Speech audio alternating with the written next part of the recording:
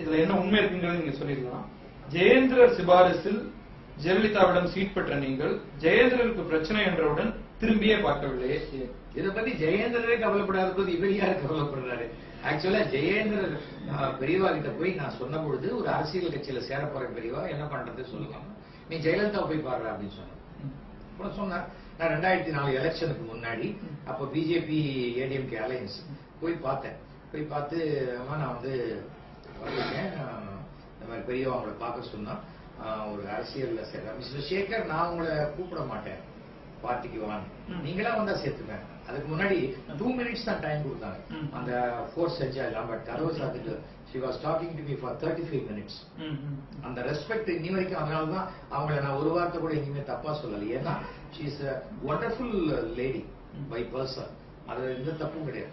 அப்ப சொன்ன போது நான் சொன்னேன், நீங்க என்ன கூப்பிடணும்னு சொல்லலாமா, நீங்க எங்க ஃபேமிலி மெம்பர் மாதிரி எங்க அப்பா அடிக்கடி சொல்லுவார், அதனால நீங்க என்ன வெயிட் பண்ணுங்க அப்படின்னு சொன்னா, நீங்க ஜாயின் பண்ணுங்க, நாளைக்கு நீங்க ஒரு எம்எல்ஏ ஆயிடலாம், வந்து ஒரு மினிஸ்டர் ஆயிடலாம், மேயர் ஆயிடலாம்.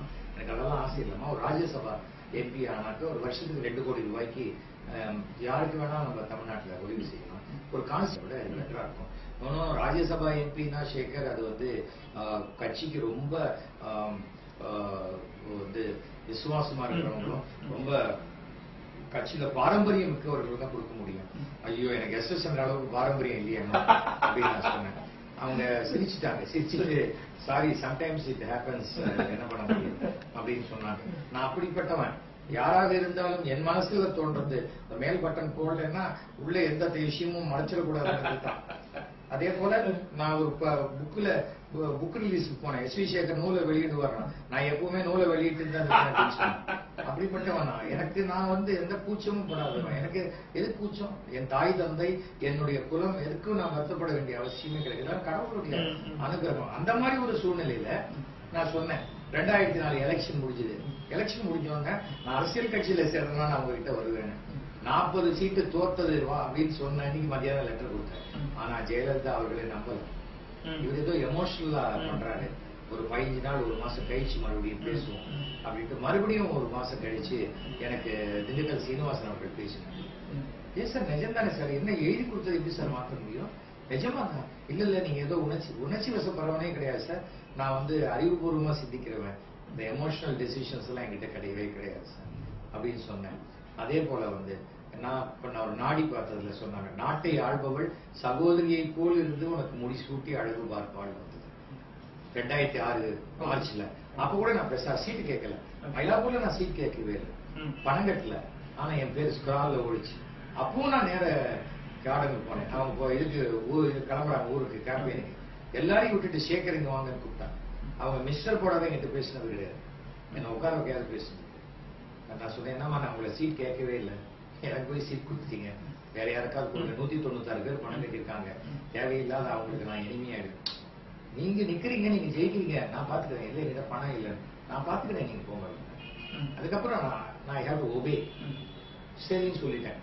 அப்போ கூட நீங்க சொன்ன 33 நாள் போறீங்க டூர் நாங்க அப்படின்ட்டு ஒரு பிள்ளையார் சிலையை கொடுத்தேன். அது வரைக்கும் மற்றவங்க கொடுத்த கிஃப்ட் எல்லாத்தையும் வெளியில வச்சவங்க, சசி இந்த சிலையை வண்டிக்குள்ள வைங்க. இதெல்லாம் கூட மற்றவர்களுக்கு மேல சில கோபங்கள் வருவதற்கு கூட காரணமாக இருந்திருக்கலாம். ஆனால் நான் வந்து இருந்த வரைக்கும் நான் 100% லாயலாக தான் இருந்தேன். அதனால இதுல எந்த தப்பும் ஜெயேந்திரர் கொடுத்தாரு. ஜெயேந்திரர் கைது நடந்த பொழுது கூட எனக்கு பாலப்பிரியவர் பேசினார், நீ உடனே ஏடிஎம்கேல இருந்து ரிசைன் பண்ணிடு, காங்கிரஸ்ல சேரலாம் சொன்னார். அவர் வாய் மூர்த்த இன்னைக்கு பழிச்சிருச்சு. இருந்தா கூட நான் சொன்னேன், பெரியவா உணர்ச்சி வசப்பட வேணாம் பெரியவா, நம்ம கருத்தை சொல்றதுக்கு அங்க யாராவது இருக்கணும். நான் உடனடியா ஒரு செகண்ட்ல நான் ரிசைன் பண்ணிடுவேன், அதனால உடனே எல்லாத்தையும் வாபஸ் வாங்கிட மாட்டேன் பெரியவா. நம்ம கருத்துக்கள் அங்க சொல்லி எடுத்து கொடுக்கறதுக்கு சில விஷயங்கள் வேணும், அதுக்காக தான் நான் இருக்கேன் பெரியவா, தப்பா சரின்னு சொன்னாங்க. அதன் பிறகு அப்படியே இருந்தா கூட 2006 எலெக்ஷன் போது சங்கராச்சாரியாரை கைது செய்த சேகருக்கா உங்களுக்கு ஓட்டு, யார் எஸ் வி சேகருக்கு ஓட்டு போறானோ அவங்க ஒரு பிராமண அப்பா அம்மாவுக்கு பிறக்கலன்னு தாம்பராசுல வந்து ஒரு வெக்கமில்லாம நாராயணன் ஒரு போஸ்டர் போட்டார். ஒரு பிராமணன் என்ன சொல்றதுக்கு ஓட்டு போடுறவங்களுக்கு ஒரு அப்பா அம்மா இல்லைன்னு சொல்றதுக்கு அவர் உரிமை கிடையாது. எல்லா பத்திரிகைக்கும் ஒரு தரம் இருக்குது, அதையும் தாழ்ந்துதான் எழுதினாங்க. அதையெல்லாம் தாண்டி பெரியவா கிட்ட போய் சில பேர் கேட்ட போது அவன் என்ன பண்ணான், அவன் நம்மளோட 3 வருஷம் இருந்த பையன், அவன் ஜெயிக்கட்டும், அவன் நம்ம பையன் தான் சொன்னான். அதுதான் பெரியவா. அதனால பெரியவாளுக்கே இல்லாத உணர்ச்சி வசப்படுறது இவாளுக்கு இல்ல. இது நீங்க எக்ஸ்பிளனேஷன் ரொம்ப முக்கியம். அது வந்து எந்த கேள்வி வேணாலும் பரவாயில்லன்னு சொன்னேன். அவங்க எவ்வளவு ஷார்ப்பா கேட்டாலும் நம்ம கோவப்பட வேண்டிய அவசியமே இல்லை. இது வந்து தமிழ்நாட்டுல வந்து இன்னைக்கும் ஏன் சார் ஏடிஎம்கே விட்டு வெளில வந்துட்டேன்னு கேட்கறவங்க எவ்வளவு பேர் இருக்காங்க. ஏன்னா சில பேர் புக்க தந்தோன்னு அந்த ஸ்னேகா படத்தை மட்டும் பார்த்துட்டு ஸ்ரேயா படத்தை மட்டும் பார்த்துட்டு மூடி வைக்கிறாங்க எவ்வளவு பேர் இருக்காங்க. சில பேர் ஸ்போர்ட்ஸ் மட்டும் பார்த்துட்டு இருக்காங்க. அரசியல் என்பது எல்லாருக்கும் எலெக்ஷன் டைத்துல வேணா தோணுமே தவிர எல்லா நேரத்திலயுமே தோணாது. அதனாலதான் இன்னைக்கு நியூஸ் சேனல் வந்து 8% மேல வியூவர்ஷிப் இல்லைங்கிறாங்க. 2 follow on question. ஒன்னு வந்து